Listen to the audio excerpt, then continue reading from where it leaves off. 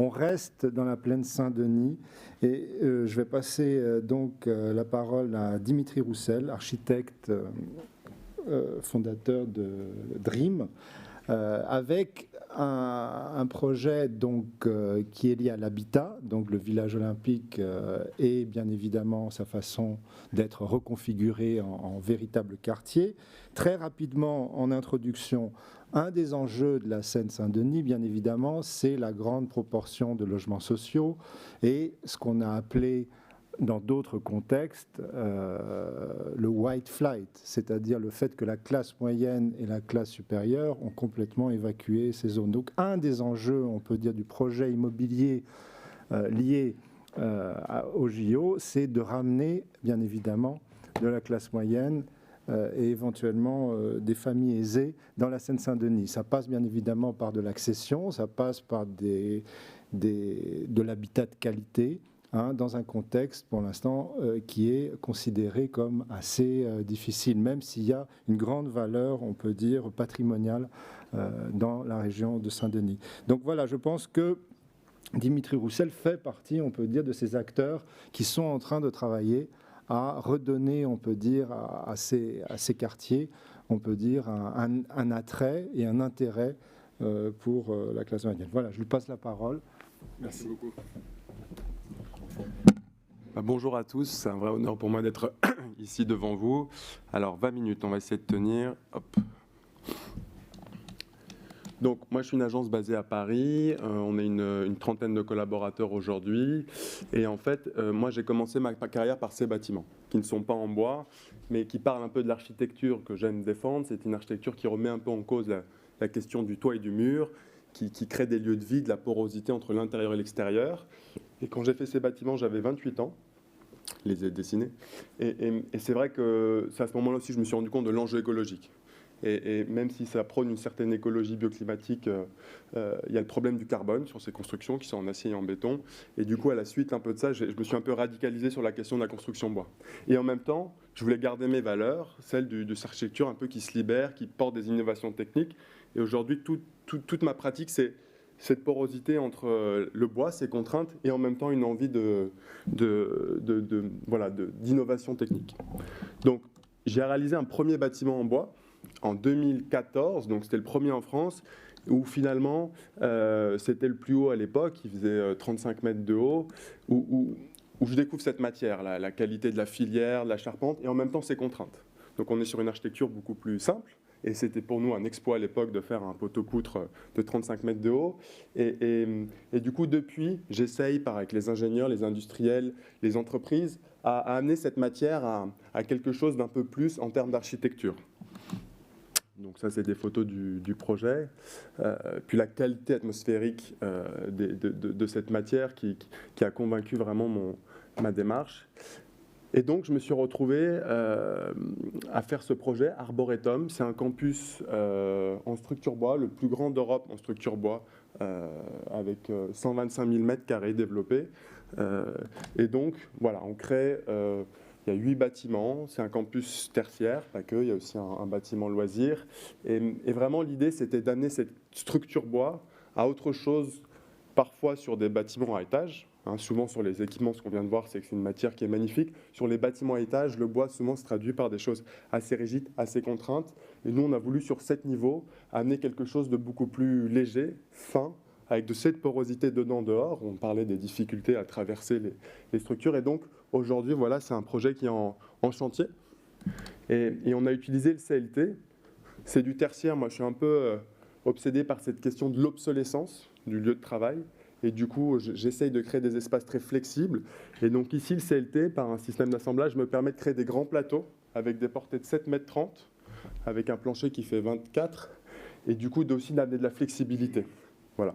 Alors le bois aussi a une certaine contrainte, donc les poteaux sont un peu larges, donc j'ai hâte que les feuillus et les industriels du feuillu amènent les poteaux sur le marché pour qu'on puisse réduire même la structure des poteaux. Et après, donc, on a aménagé un des étages voilà, pour avoir une idée, et on voit toute la qualité de cet espace, de cette matière dans l'espace. Voilà. Et donc, c'est toujours cette volonté du dedans-dehors. On ramène une certaine mixité de structure pour des questions de pérennité. Et donc, on arrive aujourd'hui, j'arrive sur certains projets à à retrouver ces valeurs de porosité, de remettre en question la question du mur, de la verticalité, grâce en structure bois.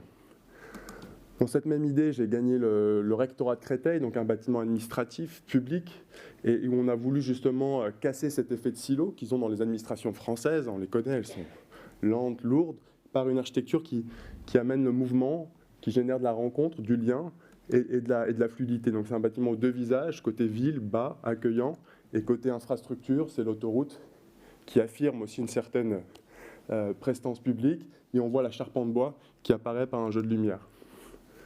Donc on voit un peu cette architecture aussi qui essaye de sortir des a priori d'une structure bois en générant ces parcours extérieurs, ces grandes terrasses. La question du travail informel, de l'espace extérieur est très importante, je pense, dans le lieu de travail aujourd'hui. Et donc le plateau de travail, où ici on est sur un autre système. Je travaille avec Eric Karch, un ingénieur canadien, celui qui fait tous les projets de Michael Green, où on trouve des solutions très malignes pour gérer les questions de CVC. C'est aussi un grand enjeu dans la structure bois. Voilà, donc je vais vite parce que ce n'est pas forcément l'enjeu. Et aussi très important quand on fait du dedans-dehors, le système qu'on a trouvé, c'est pour avoir un sol continu. J'essaye de faire disparaître le mur. Donc on a doublé les solives, ce qui permet de les réduire en taille, d'intégrer l'isolation. Et du coup, quand on ouvre les baies vitrées, de ramener cette fluidité, cette porosité. Voilà, c'est ce qu'on voit ici. Donc vraiment cette continuité dedans-dehors. La question de la santé est très importante. Je vais vite. Donc là, c'est une ESAT, on fait travailler des travailleurs handicapés. Et du coup, l'idée, là, c'était, avec un chercheur, de démontrer la capacité psychosomatique du bois, c'est-à-dire la meilleure capacité de concentration pour des travailleurs handicapés. Et ça manque un peu de recherche, je trouve, mais c'est une réalité. Donc aussi, je pense que la filière, il faut vraiment qu'on montre la qualité de cette matière par rapport à ces enjeux psychosomatiques. La question de la matière, ça c'est un immeuble de logement que je viens de livrer où on a utilisé les trous des fenêtres dans le CLT pour créer les balcons. Donc sinon, les fenêtres dans un panneau CLT sont perdues. Et bien là, on réutilise le bois coupé pour faire les balcons de 2,20 m. C'est la hauteur de la fenêtre. Et donc, optimiser la matière. Et donc, aujourd'hui, c'est un bâtiment qui est livré. La question des espaces extérieurs, de la structure bois, c'est aussi souvent un problème. Et donc, on essaye, nous, de proposer des choses, essayer de trouver des solutions pour garder cette architecture très généreuse. La question du sport.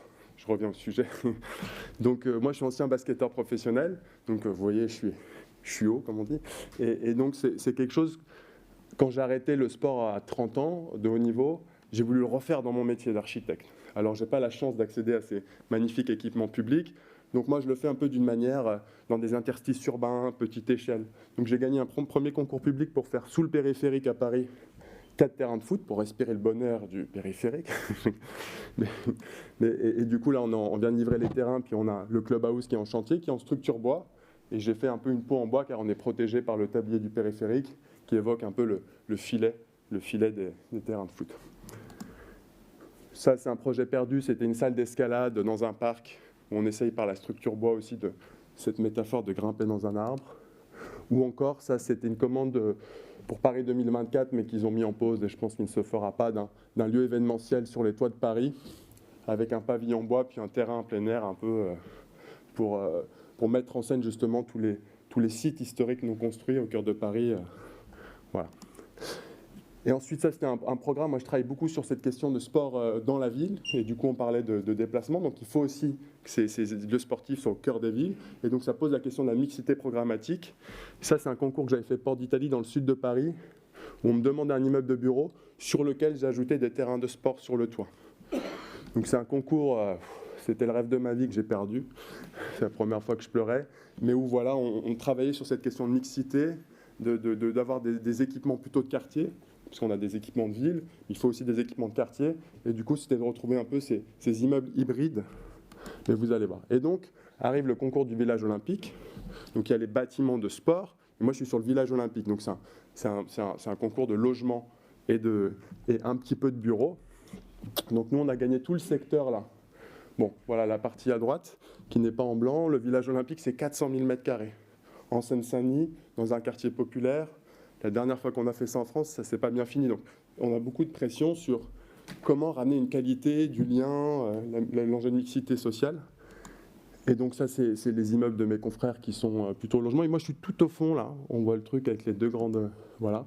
Et donc moi, j'ai proposé... J'avais le programme tertiaire, où on voit toujours mes enjeux d'espace extérieur. Et je suis arrivé avec mon idée, c'était pas demander d'un espace sportif sur les toits. Donc tout était un peu au chausse-pied, donc ça prend du volume. Et donc j'ai beaucoup travaillé pour réussir à convaincre déjà, parce qu'économiquement, c'est les plus beaux mètres carrés qui sont dédiés à des programmes qui payent très peu. Et donc, on a proposé cette salle, et cette fois, j'ai gagné. Donc, toute ma tristesse passée a enfin pu s'éponger. Et du coup, aujourd'hui, on est en train de réaliser ce bâtiment. On a vraiment défendu cette idée qui... Parce que pour moi, le sport ici, ça va être gentrifié finalement. On est dans un quartier qui est populaire. On arrive avec des logements qui valent 8 000 € du mètre carré. Et pour moi, créer un programme sportif, ça va permettre quand même un peu de mélange entre les futurs habitants et les habitants du déjà là. Parce qu'on sait que le sport, c'est le programme par excellence qui mélange les gens en oubliant partout d'où on vient. Donc c'était important pour moi, dans cette écologie sociale, il y a l'écologie environnementale, d'avoir un programme qui fasse ce lien. Et donc aujourd'hui, bon, ça c'était les images concours. Donc il y a une polémique sur la construction en bois aux Jeux Olympiques. Il y a 2 tailles d'immeubles. Le mien, il est relié, mais il a les deux. Tous les grands sont passés en béton, tous les petits sont restés en bois, sauf mon bâtiment où j'ai pu maintenir le bois. Justement parce qu'on a su justifier qu'il n'y avait rien de complexe dans ce qu'on proposait. Donc c'est un bâtiment qui a du tertiaire entre, un rez-de-chaussée commercial. On a amené de la lumière dans le sous-sol avec un cœur d'îlot en -1 pour une réversibilité possible un jour des parkings. Et donc l'espace sportif sur le toit avec des accès indépendants pour permettre ça. Donc la partie tertiaire est classique, on est sur un poteau-poutre en épicéa à Bois de France. Et donc toujours cette question d'espace extérieur. Il va être occupé par des athlètes. Donc aussi, on a montré comme quoi ce bâtiment peut être adapté à du logement. C'est pour ça qu'en fait, on a un poteau-poutre bois et j'ai des dalles béton de 12 cm. C'est pour des questions d'acoustique. J'aurais pu l'éviter en bureau, mais en logement, ce n'est pas les mêmes réglementations. Donc finalement, il est prééquipé pour peut-être un jour devenir du logement dans une vie après sa vie de bureau. Bon, des éléments techniques. Et enfin, voilà, donc mon espace sportif définitif. Là, on est en chantier. Donc c'est ce qu'on a acheté à Eiffage et qui travaille avec Simonin, le plus suisse de nos charpentiers français. Et donc, j'avais une grosse contrainte, parce que le basket, il faut 7 mètres de hauteur libre pour jouer. Et vu que j'avais tout le programme dessous, on a des plafonds de règles de hauteur. Donc, j'ai 17 mètres à traverser. Moi, c'est pas 90, mais voilà, 17. Et on le traverse en 80 cm en poutre treillis, 86, avec un système de poutre Resix, donc un assemblage invisible. C'est une technologie Simonin qui permet d'optimiser la matière et on est vraiment content de pouvoir installer ce système. Donc là, on voit, donc c'est des terrains de 3-3, c'est pour ça que c'est des demi-terrains. J'espère qu'il y en aura aussi dans ton bâtiment. Voilà, c'est une nouvelle discipline olympique. Et on voit cette architecture donc, qui incarne aussi cet enjeu de commerce, d'animer l'espace public, d'un lieu de travail, et ensuite d'un lieu un peu iconique où les gens se rencontrent. C'est aussi des lieux qui sont plutôt occupés après le travail, donc ça fait vivre un quartier sur toute la chronotopie d'une journée. Et après, la question de la matière. Nous, dans la filière bois, on a quand même un petit problème, c'est quel matériau on accroche en façade. C'est très limité. L'acier, l'aluminium, bon, c'est pour faire du bois et mettre de l'alu, on se dit il y a un problème. Donc moi, je travaille beaucoup sur cette notion de terre cuite. C'est doublement intéressant parce que même si c'est cuit, ça reste avec un bon bilan énergétique et surtout, ça ramène une inertie sur un mode constructif qui n'en a pas, ou peu. Donc je développe beaucoup ça sur tous mes projets structure bois. Donc ça, c'est un prototype qu'on a réalisé à l'agence. C'est une tuile patrimoine qui évoque un peu la brique et le côté industriel de Saint-Ouen. Bon voilà, on fait des détails techniques. Et donc là, on a testé au STB, donc un peu ce mode constructif. Donc on voit aussi ces questions de fragilité. Bon là, la vidéo démarre pas, mais c'est pas grave. Où on fait des tests et 7 sacs. Ah, voilà, hop. Vous pouvez y aller, ça résiste. Et donc là, on voit un autre point de vue. On voit que cette matière, finalement, vient ramener aussi faire vibrer, donner un côté aussi, je trouve, très riche, une certaine qualité. Ça ancre un projet dans une histoire. Et on voit toujours aussi cet enjeu pour moi d'espace extérieur, quel que soit le programme, de circulation qui ont accès à l'air et à la lumière, pour aussi permettre cette mixité programmatique et éviter que les gens rentrent dans un programme et dans l'autre en passant par l'extérieur. Et du coup, voilà, je suis ravi de pouvoir avoir un programme qui incarne un peu toutes ces valeurs autour du sport, de l'écologie environnementale et sociale. Ça, c'est un dernier point, je ne sais pas si j'ai le temps. Si j'ai encore 4 minutes, je crois. Pavillon Sajou. Alors, comme je vous disais, j'essaye vraiment de me poser la question de où est-ce qu'on emmène cette matière bois. Et du coup, j'aime bien travailler aussi sur la toute petite échelle, qui est beaucoup moins de contraintes que celle de nos gros bâtiments. Et donc, aujourd'hui, on réalise le pavillon Sajou. C'est un pavillon en structure bois, autour de la notion du jeu et du sport. Donc, on va l'inaugurer à la Villa Médicis à Rome au printemps et il devrait venir à Lausanne ensuite. Donc l'idée, c'était vraiment de pousser la matière un peu à son extrême. Et souvent, quand on parle du bois, on se dit que la courbe n'est pas possible. Et donc avec un ruban, sur une approche un peu poétique, un peu sportive, qui a une double courbure, j'aime sur ces échelles aller chercher la matière, l'innovation, avec les ingénieurs à des endroits où on pense que ce n'est pas possible, et aussi sur l'élancement des cannes. Donc c'est vraiment l'enjeu de ce pavillon, au-delà de son enjeu social et les valeurs qu'il incarne, c'est aussi un enjeu technologique. Moi, j'aime me servir de cette échelle pour tester là où on a moins de contraintes réglementaires. Donc, comme je vous le disais, c'est un lieu qui a une destination sportive, qui fait entre les JO de Tokyo et de Paris. L'idée, c'est aussi de sortir des règles sportives avec des jeux sportifs, mais en dehors des réglementations. C'est pour ça que la courbe aussi, qui n'existe très peu dans les terrains de sport, je la remets dans ce pavillon. Ça évoque aussi le tronc d'un arbre. Voilà, et donc à l'intérieur, on voit toujours cette question du dedans-dehors. Est-ce qu'on est dedans, est-ce qu'on est dehors? On a une toile tendue. Ça a été des sujets, il faut que je me renseigne sur quelle toile mettre avec un bon bilan écologique. Et donc cet enjeu de finesse, de parcours, voilà, des choses qu'on aime bien. Et après, donc c'est tout un enjeu technologique. Moi, j'aime bien faire du high-tech en conception pour faire du low-tech en construction. C'est vraiment l'intelligence au service de construction simple, ce qui permet de baisser les coûts et de démocratiser le bois. Parce que si c'est pour que ça reste que dans des pays qui ont les moyens de se l'offrir, ou en France que dans des grandes métropoles, je trouve qu'on va rater l'enjeu de démocratiser la construction écologique. Donc on a travaillé, aujourd'hui j'ai des ingénieurs bois moi à l'agence, donc je ne les ai pas pris parce que c'était un peu court, mais ils l'expliqueraient mieux que moi, mais grosso modo, on essaye de faire une double courbure avec un panneau simple. Donc on coupe une courbure dans un seul sens sur un panneau, et par son point naturel, il va adopter la forme du ruban, et donc ça va faire un panneau double courbure sans un usage de courbure. C'est pas très clair, mais j'espère que les images parlent mieux que moi. Et ensuite, donc, on a un système de canne et on construit cet élément. Voilà, donc ça c'est le pavillon qu'on est en train de réaliser. J'ai la chance de travailler avec une très bonne entreprise suisse. Jean-Luc va prendre le relais sur la construction de ce bâtiment. Voilà. Bon, puis ça, c'est des petits éléments techniques. Et donc, comme je le disais, il est prévu qu'ils soient installés en Suisse à la suite de son inauguration à la Villa Médicis. Voilà, j'espère que je n'ai pas été trop long. Merci beaucoup.